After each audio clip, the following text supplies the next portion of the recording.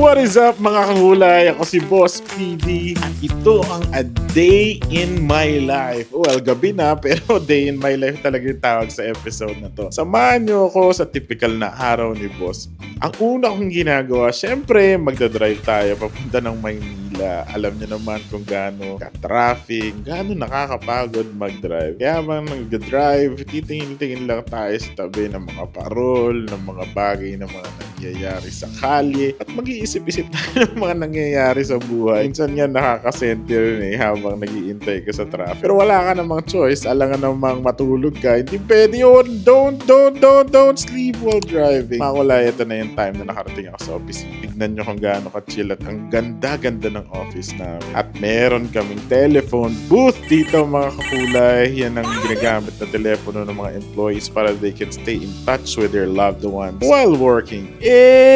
Solid! At syempre, diretso na tayo sa board meeting. Meron tayong board meeting today. Kasama natin mga directors. Nag-set up ako ng camera para naman makita nyo kung gaano naman ako talaga kaseryoso sa buhay minsan.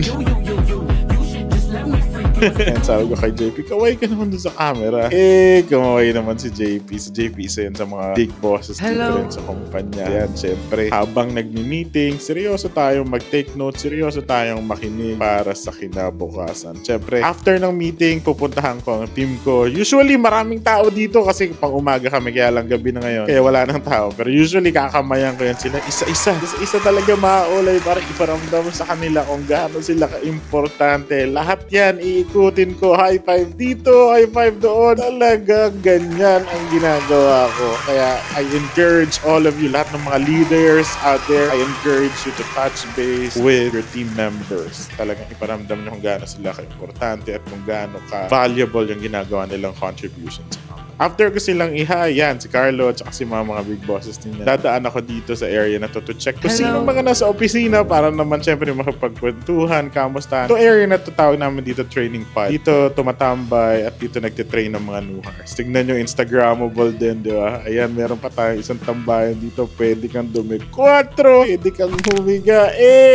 Talagang solid, no? Solid sa office na to. At syempre, after nyan, bababa naman tayo sa ground floor para kamustahin yung ibang team members natin. Yan si Patsap ng Muffin. Yan mga team members, mga senior leadership ko. Sila Ram, si Mattel, si Air. At syempre, after niya, nakit naman tayo sa 8th floor. Ayan ang boss ko, napakaganda.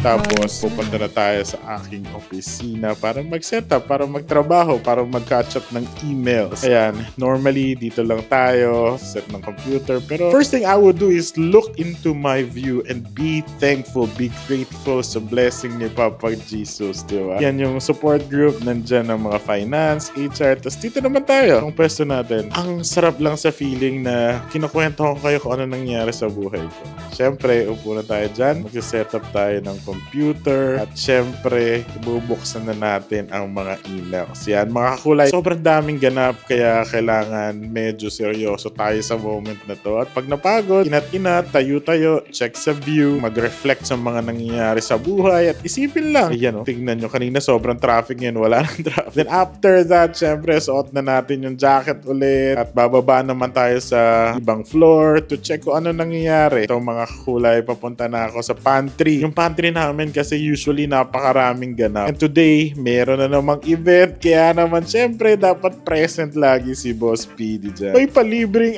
ice cream pa. Uy, libreng sago. Meron ding, alam nyo na, taho. Kaya lang, ito ang problema. Nung pauwi kami mga kulay, na traffic na, naplatan pa.